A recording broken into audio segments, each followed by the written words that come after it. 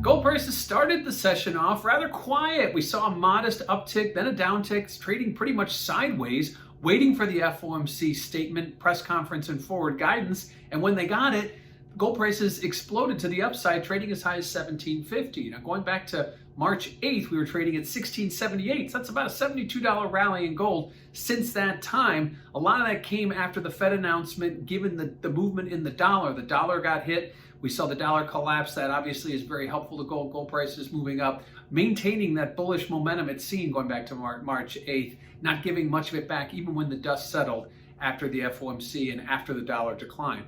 Looking over at positioning, speculators who we think likely were some of the big buyers when we dipped below 1700 and quickly rallied through it, likely added to their long positions today, aiding in that rally. Clearly, there's some risk parameters that are clearly marked down around 1700. So we'll look for that on this week's CFTC filing when we get the positioning report. Right now, we're still just kind of looking at our crystal ball, but we'll get some confirmation from that when we get the CFTC reports. But it looks to me that speculators are adding to their longs after several months of exits. And last, let's talk about that FOMC. FOMC came out very dovish.